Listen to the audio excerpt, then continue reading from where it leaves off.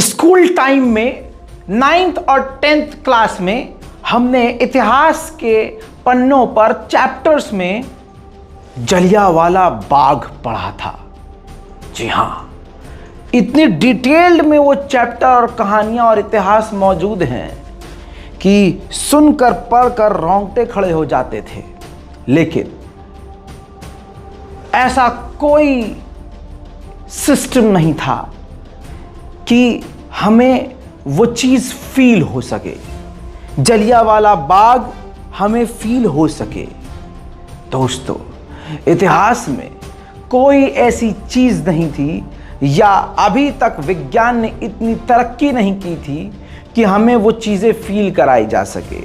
हाँ, कुछ वीडियोस के ज़रिए पुराने वीडियोस को अपग्रेड करके अपडेट करके 3D 4D में उसको दिखाकर हमें फील तो कराने की कोशिश की जाती है, लेकिन वो फील नहीं हुआ। लेकिन जलियांवाला बाग अगर किसी ने आज फील करवाया है तो खुदा की कसम पूरे भारत को बल्कि पूरी दुनिया को सिर्फ और सिर्फ मोदी जी का धन्यवाद अदा करना चाहिए। हमारे प्रधानमंत्री माननीय नरेंद्र मोदी जी में ये शक्ति है सिर्फ और किसी के अंदर नहीं कि वो इतिहास के पन्नों को पलटकर सब कुछ तुम्हें फील करा सकते हैं।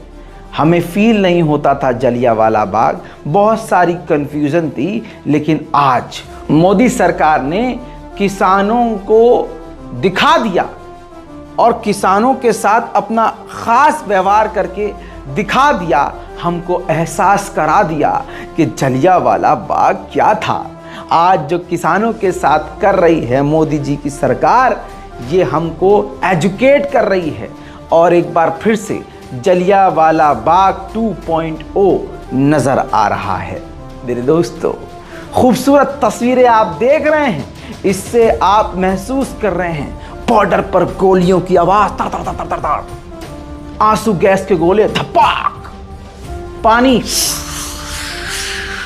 किसानों की चीख की आवाज, कहीं लाठी की तड़तड़ाहट, कहीं रोने की आवाज, कहीं किसान के सर पर गोली ठाक, किसी की आंख में गोली ठाक, किसी की पीठ पर छर छर छर छर। ये कौन कर सकता है? इतनी ताकत किसी के पास नहीं थी। ये ताकत सिर्फ हमारी मोदी सरकार के पास है, जिसने अन्नदाताओं को आतंकी बता दिया, जिनके चाहने वालों ने एक पगड़ी वाले शख्स को आतंकी घोषित कर दिया, पूरे पंजाब को और सिख नस्ल को आतंकी करार दे दिया। आज जलियांवाला बाग 2.0 के हम साक्ष्य हैं। अब हमें इतिहास के पन्नों को पलटने की जरूरत नहीं, ये मोदी मैजिक है कि अब हम जलियांवाला बाग 2.0 अपनी नंगी आंखों से सामने से देख रहे हैं। आइए वो मंजर आपको दिखाता हूं कि बॉर्डर पर, दिल्ली बॉर्डर पर, यूपी बॉर्डर पर, हरियाणा और दिल्ली बॉर्डर पर किस तरह से जलियांवाला बाग 2.0 चल रहा है।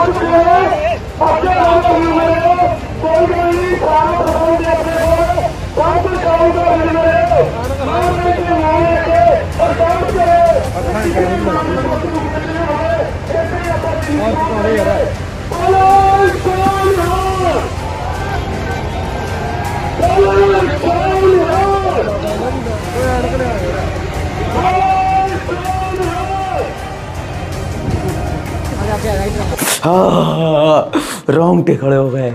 धन्यवाद अदा कीजिए मोदी जी का कि आज वो हम सबको एजुकेट कर रहे हैं कि देखो ऐसे था जलियांवाला बाग। मजा आ गया है, चमत्कार हो गया मोदी जी। यह सिर्फ शक्ति मोदी जी के अंदर है। मेरे दोस्तों, इतना ही नहीं, इससे बढ़कर हरियाणा पुलिस ने सीधा गोली मारी शुभकरण नाम के एक किसान, युवा किसान, जिसकी उम्र 24 साल। सर में आकर सीधा गोली घुसी। आय हाय। और पता है, 3 बहनों के बाद ये अकेलौता चौथा भाई था। तस्वीर वो सामने आई है बॉर्डर की, जब हरियाणा पुलिस की गोली 24 साल के किसान के भेजे में जाकर घुसी और वो तुरंत एक जिंदा इंसान से लाश बनकर जमीन पर गिरा। जलियांवाला बाग 2.0।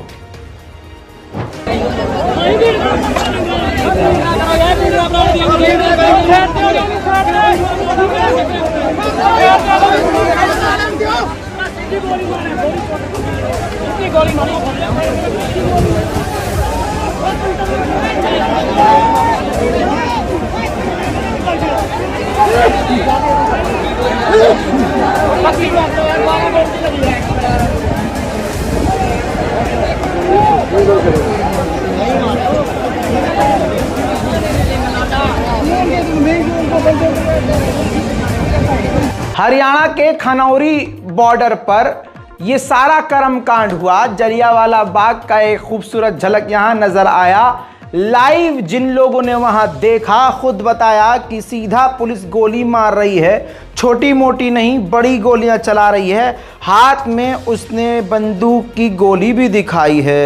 बंदियां दे 6-5 मुंडे साडे चौके ले गया, दोवां दी लत्तां तोड़ के ऐ मोड़ के साडे सामने कान नाल लाईयां जी। ਉਹ ਲੈ ਕੇ ਉਧਰ ਉਹ ਲੈ ਗਿਆ ਬਾਈ ਚੱਕੇ ਹੁਣ ਕੀ ਕਰੀਏ ਯਾਰ, ਤੁਸੀਂ ਦੱਸੋ ਕੀ ਕਰੀਏ ਹੁਣ ਬਾਈ ਯਾਰ। ਉਹ ਮੁੰਡਾ ਕਿਵੇਂ ਆ ਬਾਈ ਜਿਹਦੇ ਵੱਜੀ ਬਾਈ ਮੁੰਡਾ ਮੈਨੂੰ ਐ ਲਾ ਵੀ ਪੂਰਾ। ਅੱਛਾ ਹਾਂ ਸੱਚ ਗੱਲ ਆ ਗਈ। ਤੁਸੀਂ ਕੋਲੇ ਸੀ? ਬਿਲਕੁਲ ਜੀ, ਬਿਲਕੁਲ ਜੀ। ਗੋਲੀ ਲੱਗੀ ਬਾਈ ਆਵੇ ਕੋਲੇ ਲੱਗੀ ਗੋਲੀ ਮੁੰਡੇ ਦੇ ਉਹਦੇ। ਆ ਵੇਖੋ ਜੀ ਪੱਕੀਆਂ ਗੋਲੀਆਂ, ਜਿਹੜੀਆਂ ਪੱਕੀਆਂ ਬਹੁਤ ਚਲਾਉਣ ਦੇ ਆ, ਇੱਕ ਅੱਧੀ ਨਹੀਂ ਬਹੁਤ ਚਲਾ ਰਿਹਾ। ਵੇਖੋ ਜ਼ਖਮੀ ਹੋਇਆ ਜੀ ਅੱਜ। ਅਕਲ ਖਲੋ ਜੀ।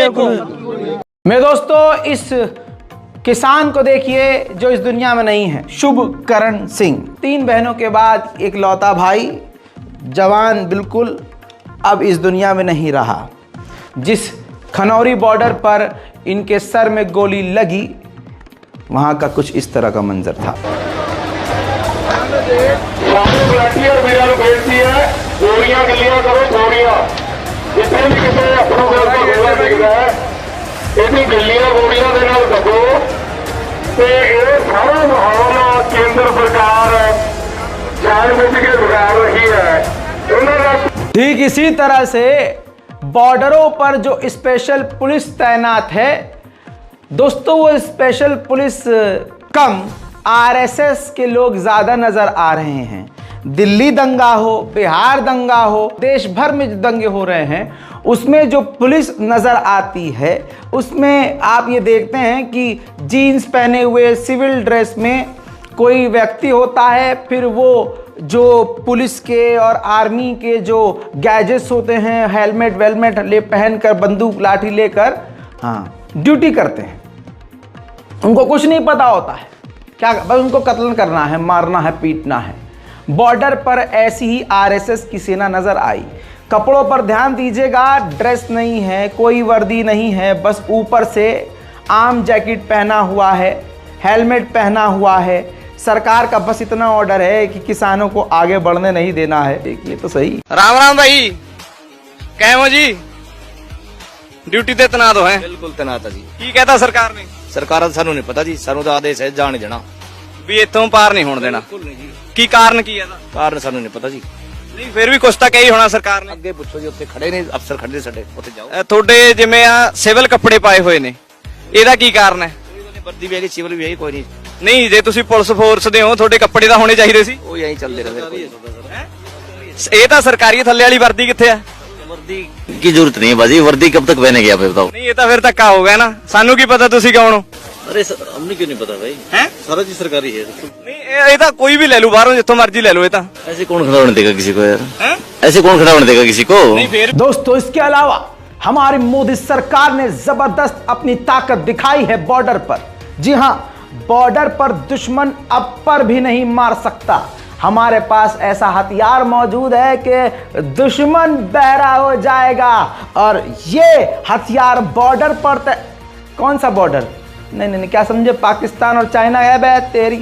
नहीं नहीं वहां नहीं, सिंधु बॉर्डर पर एक ऐसा हथियार तैनात कर दिया है हमारी मोदी सरकार ने कि अब किसान तथाकथित आतंकवादी Khalistani declared by BJP and BJP supporters हमारे लिए तो अन्नदाता हैं, लेकिन उनकी नज़र में, सरकार की नज़र में तो आतंकी हैं। तो इसके नियत से बता रहे हैं कि तथाकथित उन किसान आतंकवादियों को पहरा करने के लिए स्पेशल डिवाइस लगा दिया गया है। देखिए, मिलिट्री फोर्सेस सिंधु बॉर्डर पर तैनात हैं। मोर्चेबंदी को और ज्यादा सशक्त बना रही है दिल्ली पुलिस, और यही वजह है कि एक से बढ़कर एक जो भी प्रदर्शनकारियों को रोकने की अत्याधुनिक मशीनें हैं उनकी भी तैनाती हो रही है। ये देखिए LRAD एक तरीके की ये मशीन है जो कि बहुत उच्च क्षमता की आवाज़ निकालती है, और अगर ये आवाज़ निकालती है और इसके सामने आप बहुत देर तक रहते हैं तो इससे सुनने की जो क्षमता है वो भी इंसान की जा सकती है। इसको कहते हैं LRAD। तो ये बहुत ज़्यादा डेसिमल की जो आवाज़ है उसको ये निकालती है, तो इसी की वजह से इसको तैनात किया गया है। पूरे यकीन के साथ कह सकता हूं कुछ ही देर में इस वीडियो को मोदी जी डिलीट करवा देंगे, क्योंकि इससे पहले आपकी स्क्रीन पर ये देख लीजिए हमारे उस स्पेशल वीडियो को डिलीट करवाया जा चुका है जिसमें हमने किसान आंदोलन से लेकर देश भर में जो दंगे हुए और इसमें मोदी सरकार के लोगों का, हिंदुत्ववादी संगठनों का जो रोल रहा है वो सबूत और साक्ष्य के तौर पर हमने इकट्ठा करके पूरा दिखाया था, सीधा डिलीट करवा दिया है। इसलिए कह रहा हूँ डाउनलोड कीजिए और इससे पहले कुछ ये वीडियोस को डिलीट कर दें, देख लीजिए और शेयर ज़रूर कीजिए। साथ ही लोगों से कहिए कि इस चैनल रज़ा ग्राफिक को सब्सक्राइब ज़रूर करें।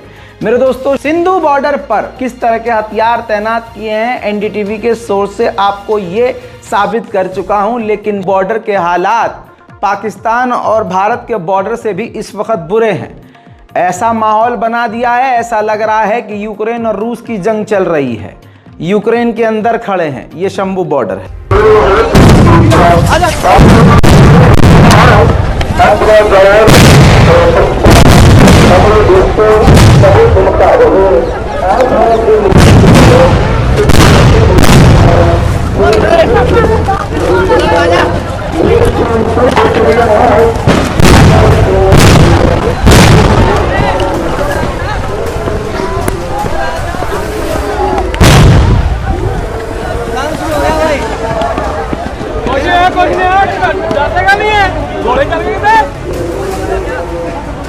अब मुझे पूरा यकीन है कि अब इतिहास अगर पढ़ेंगे और आप जलियांवाला बाग बच्चे पढ़ेंगे तो वो जलियांवाला बाग से इतना नहीं थर्राएंगे जितना अब इस जलियांवाला बाग 2.0 देखकर थर्राएंगे।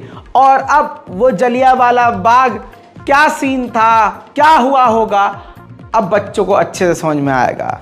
मेरे दोस्तों, इसके अलावा बता दूं कि सरकार ने, मोदी सरकार ने, हमारी करिश्माई सरकार ने 177 अकाउंट को, जो ट्विटर X अकाउंट हैं, उनको सस्पेंड किया है। ये तो मैं आंकड़े बता रहा हूं, वरना पता नहीं कितने ऐसे लोग हैं जो कि किसान आंदोलन पर लिख रहे हैं या रीट्वीट कर रहे हैं। उनके अकाउंट को खुद मोदी सरकार सस्पेंड करवा रही है, डिलीट करवा रही है, पेज डिलीट करवा रही है, अकाउंट डिलीट करवा रही है, इंस्टाग्राम डिलीट करवा रही है और यूट्यूब की वीडियोस भी डिलीट करवा रही है। हालत बहुत गंभीर और खतरनाक और बहुत ही हिला देने वाले दिमाग को है।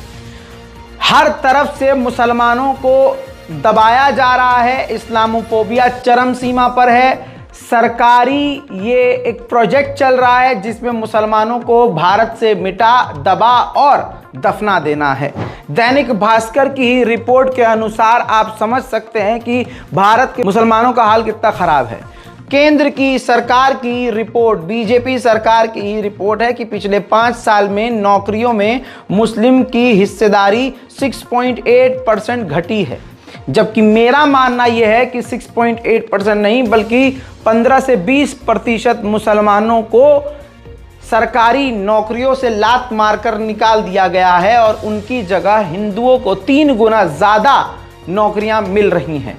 इस बात पर मैं बहुत पहले डिस्कस कर चुका हूं, इस बात पर मैं कई बार बोल चुका हूं और ये बातें 1 साल में पहले बोल चुका था, मेरे व्यूवर्स इस बात के गवाह होंगे। मेरे दोस्तों, आप जानते हैं कि भारत में माहौल खराब करने के लिए लगातार सरकार के जो चाटुकार हैं, सरकार के छोड़े हुए परमाणु बम है जहरीले, वो पूरे क्षेत्र में नफरत फैला रहे हैं।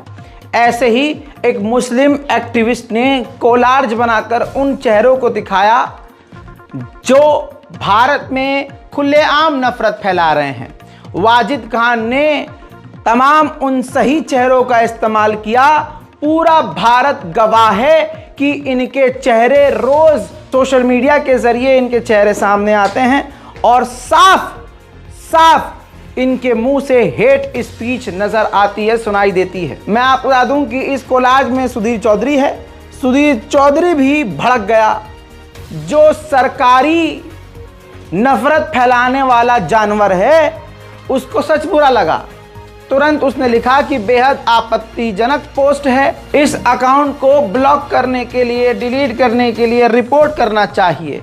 आप समझ रहे हैं, सुधीर चौधरी जो सरकारी नफरत फैलाने वाला एक जानवर है, ये जहां खड़ा होता है पूरे माहौल को गंदा कर देता है। उसको भी एक सच कड़वा लग गया। सवाल यह है कि मुसलमानों को आतंकी बताओ तुम, सिखों को खालिस्तानी बताओ तुम, घूस लेते हुए कैमरे में पकड़े जाओ तुम, लोगों के बीच नफरत फैलाओ तुम, और अकाउंट ब्लॉक हो उनका जो तुम्हारी औकात बता दे। वाह भाई वाह। खुदा की कसम, मुसलमानों को फख्र करना चाहिए कि वो बेहतरीन इस्लाम के मानने और चाहने वाले हैं, जहां दोगला मिजाज है ही नहीं। और लानत है उन लोगों पर, उनकी जिंदगी लानत है। अरे जिनका किरदार, जिनकी बात दोगली है। कैसे?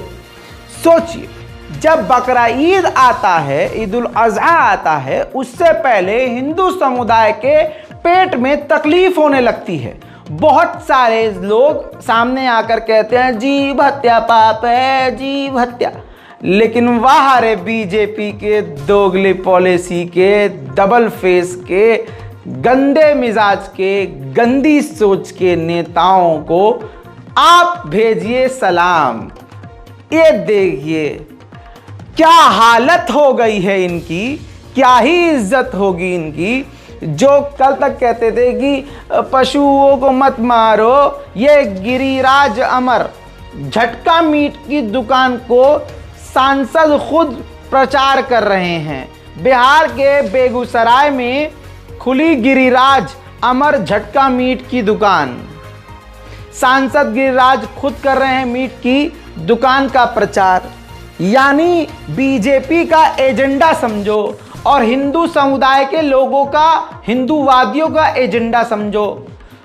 इनका कामकाज चलता नहीं है तो वो उस काम के खिलाफ पहले प्रोजेक्ट शुरू करते हैं कि भाई मीट बैन होना चाहिए, यहाँ मीट बैन है, हमारी काय वादा खा रहे हैं, मीट बैन करो। तुम यार मीट खाते हो, तुम जीव हत्या करते हो। अरे जीव हत्या मत करो, जीव हत्या पाप है। साले ये इनको ऐसे ही भगाएंगे, फिर अपनी दुकान खुद खोलेंगे हम। जीव हत्या पाप है, जीव हत्या पाप है। बंदो भाई, हाँ भाई, आइए भाइयों बहनों, झटका मीट खाइए, मजा आ जाएगा। रूह आपकी हरेरी फरेरी हो जाएगी। आइए गिरिराज की मीट की दुकान पर प्योर झटका यानी फंडा, समझ रहे हैं? मुसलमानों का रोजगार आसमान पर, ईमानदारी से काम करते हैं, हलाल काम करते हैं, बिल्कुल तमीज के दायरे में हम लोग काम करते हैं तो बरकत होती है। ये हराम चीज खाने वाले, गू पेशाब पीने वाले, इनके दिमाग में गू ही भरा है। अपना कुछ नया नहीं करना, मुसलमानों के बिजनेस को हड़पना है और धर्म की आड़ में उनको बेकार करके अपना धंधा जमाना है। कल तक जो कहते थे जीव हत्या पाप है, आज वो सांसद खुद ही मीट की दुकान खोलकर खुद सांसद होकर मीट को प्रमोट कर रहे हैं। कैसे धर्म वाले होंगे ये, देख लीजिए। मुसलमानों को और इस्लाम को लगातार निशाना बनाया जाता रहता है। लेकिन दोगले मिजाज के कौन लोग हैं इस रिपोर्ट में साबित हो गया है। आपकी स्क्रीन पर एक आतंकी है।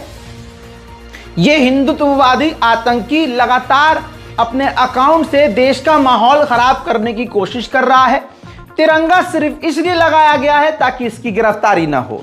डीपी पर तिरंगा दिल का जहरीला और नंगा। नाम मनोज श्रीवास्तव लिखता है, पंडित तो मात्र दक्षिणा लेकर ही बदनाम हो गया और मौलवी पूरी रात हलाला करने के बाद भी नेक बंदा है। ये खुद जो टाइप करता है अपने हाथ से, वो लिखता है कि वैश्यावर्ती का दूसरा नाम हलाला है। इसमें एक और आतंकी कूदता है कमेंट में और लिखता है, अमित राजेंद्र वरादे नाम का, इस पर कुछ टिप्पणी करना चाहोगे? हिंदुस्तानी अब्दुलो, देशद्रोहियों, नमक हरामों, नीचो, भ्रष्टो, सफेद पोश आतंकवादियों, हिंदुस्तान के किराएदारों। इसमें असदुद्दीन ओवैसी, अकबर ओवैसी और इसके अलावा वारिस पठान, इम्तियाज जलील, न जाने कितनों को इसने मेंशन किया। अब मैं ये कहूंगा कि तुम तो बहुत आगे चले गए, वहां तक पहुंचने से पहले हमसे ही सुन लो अब जवाब। प्यारे बच्चों, जो कुछ करना था कर लो, अब्बू आ रहे हैं। हाँ, तो अब्बू आ गए हैं। सुनो अपने अब्बू का जवाब। नियोग प्रथा है? क्या कहाँ है? तुम्हारे अंदर है ना? हाँ। नरसिंहा लंड सरस्वती का बयान सुनिए। वो कहता है कि अगर जिनके बच्चे पैदा नहीं हो रहे हैं, जिनसे बच्चे नहीं हो रहे हैं पैदा, वो दूसरे से पैदा करवा लें। हिंदुओं को ज्ञान दे रहा है। नियोग प्रथा, दूसरे मर्द से घपाघप करवा के प्रेग्नेंट हो जाओ, बच्चा करो, बच्चा पैदा जरूरी है। ये मैं नहीं कह रहा हूं, ये हिंदुओं का धर्मगुरु, हिंदू समाज के बहुत प्यारे इज्जतदार, मोहब्बत फैलाने वाले ले प्यारे नरसिंहा लंड सरस्वती कह रहे हैं और हिंदू उन पर तालियां बजा रहे हैं।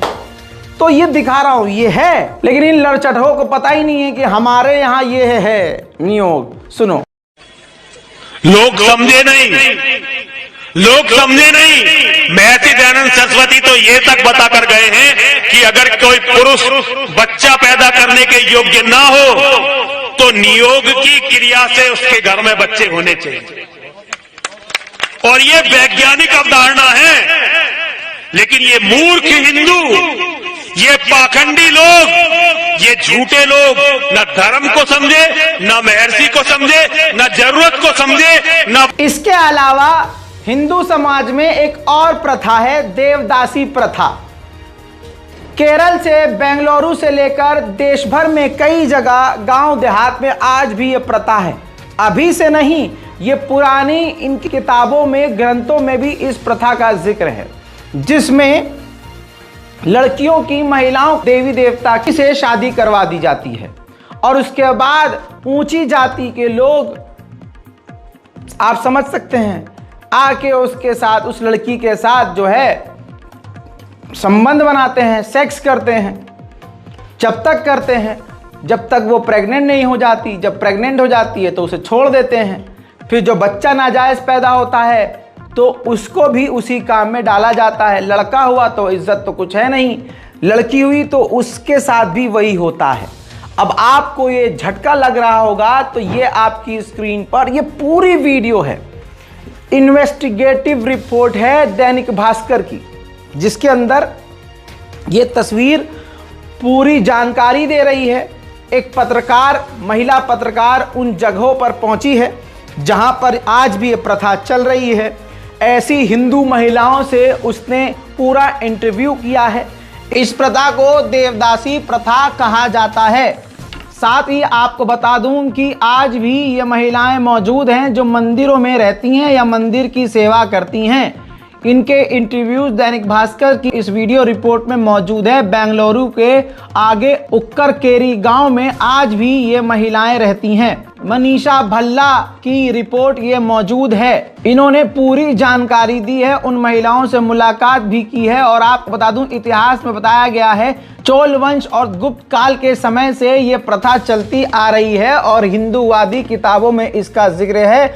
और हेंसांग अल बुरूनी और अबू जैद अल हसन ने अपनी किताबों में इस हिंदूवादी प्रथा का जिक्र भी किया था। साथ ही देवदासियों का इस पूरी रिपोर्ट में 5 मिनट 25 सेकंड की इस रिपोर्ट में पूरे इंटरव्यूज मौजूद हैं। ये प्रथा आज भी चलती है। हाँ, तो कैसी रही भैया जी आप तो। इसके अलावा आज मुसलमानों पर उंगली उठाने वाले अपने यहाँ की गंदगी पहले समेट लें। उत्तर प्रदेश का एक वीडियो सामने आया है। एक प्रोग्राम में माइक में एक ऊंची जात का हिंदू चीख रहा है, सुनिए सुनिए सुनिए, तमाम दलित ध्यान से सुन लें, लाइन बीच में खींची गई है ताकि आप ऊंची जाति वालों के साथ खाना ना खाएं। आपकी रोटी और आपका खाना भी अलग तरीके से बनाया गया है। सुनिए सुनिए सुनिए। मुसलमानों पर सवाल उठाते हैं, अपने गरीबान के गंद को देखो। आगे थोड़ी सी बनी है वो मेहमान खौश पौड़े का छोड़ दिया भाई। खौश जो मेहमान है डाके लोहार बाड़ आगे तो बजूदानी फ्रंट वालों टेंट है इन्हें बैठिया भाई।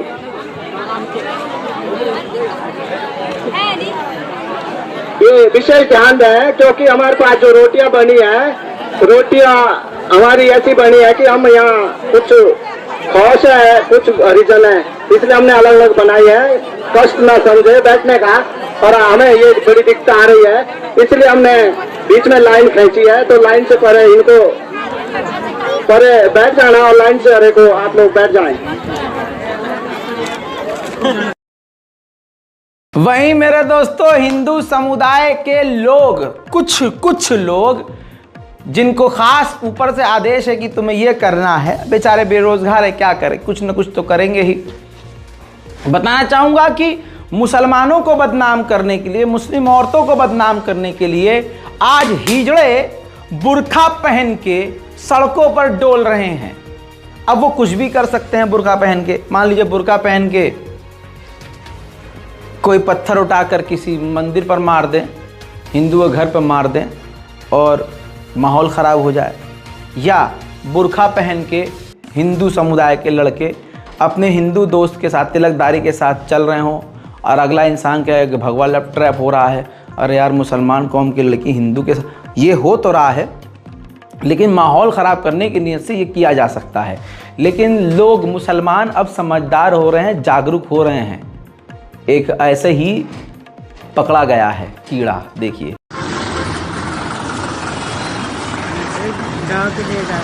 बुर्का उतार, बुर्का उतार, उतार बुर्का। ये क्या है? हाँ बैग ले। पहन के तो ऐसा चल रहा है, हाथ मत लगे। इसका वीडियो बना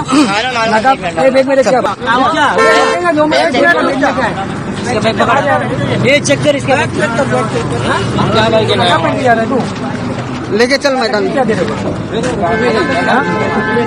मेरे दोस्तों मैं क्या ही बताऊं, वीडियो काफ़ी लंबा हैं? तेरी जान कसम है लंबा। मुसलमानों को कह रहे हैं, अबे भैया पहले तुम अपना देखो। बात मुसलमानों की आ रही है तो देखिए, अपने कौम के लिए तो मैं बोलता ही हूँ, गंदगी हमारे कौम में भी बहुत ज़्यादा है, बहुत ज़्यादा है। देखिए कितना भी अच्छा महल हो, झाड़ू लगती है क्योंकि गंदगी धूल मिट्टी होती है। ऐसी गंदगी हमारे कौम में भी है। जैसे आज कॉलेज यूनिवर्सिटी के अंदर देखिए, नाच गाना अय्याशी हो रहा है।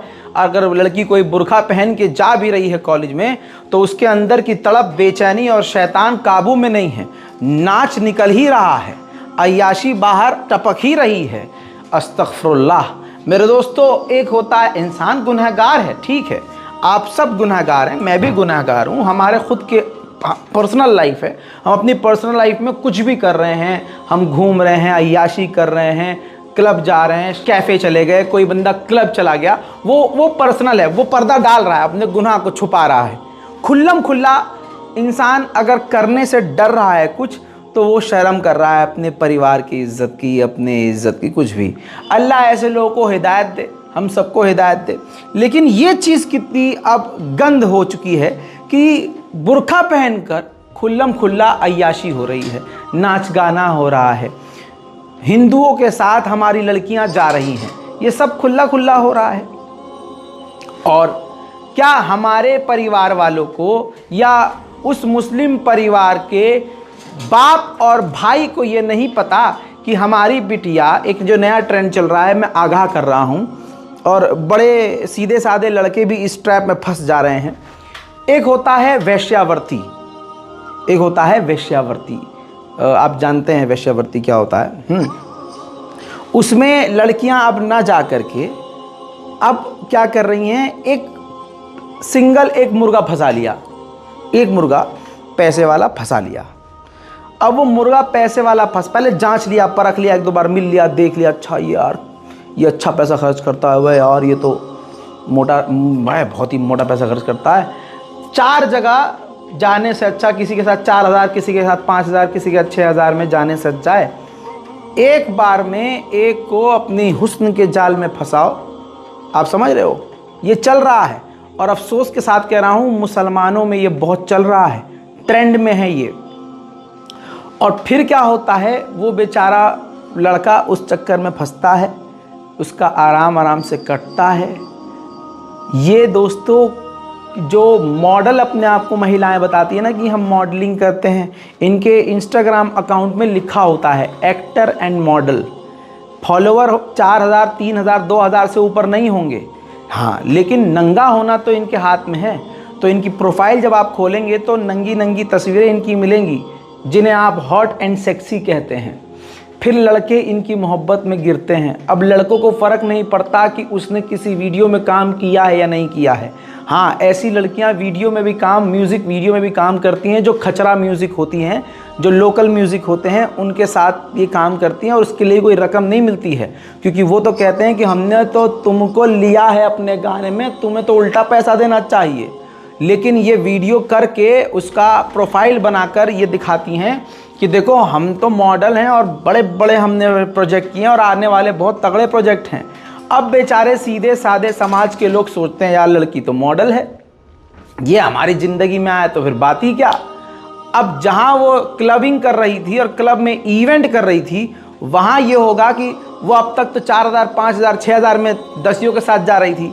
अब वो देखेगी अच्छा एक मुर्गा मिल गया, अब मैं इसके साथ ही, एक के साथ ही, अब भाई ये भी ले, आसमान ले, चांद ले, तारे ले, सब चीज़ें उससे, सारी चीज़ें उससे पूरा हो रही हैं, जा रही हैं इसके साथ, तो एक ही बार में मोटी रकम के यार। और ख़ास करके जो घर से महिलाएं इवेंट के नाम पर जाती हैं, 2 दिन के लिए गायब, 3 दिन के लिए गायब, 1 दिन के लिए गायब, वो वापस आ रही हैं, अब्बा के हाथ में 10,000, 20,000, 30,000 रुपये दे रही हैं। तो क्या बाप को पता नहीं है कि ये कौन सा काम है इस बेरोज़गार भरे भारत में, जो मेरी बिटिया 12वीं तक पास नहीं कर पाई है, हाँ सिर्फ शक्ल सूरत की अच्छी है, तो ये 20,000 रुपये एक ही रात में कहाँ से ले आई, ये 30,000 रुपये 3 दिन में कहाँ से ले आई।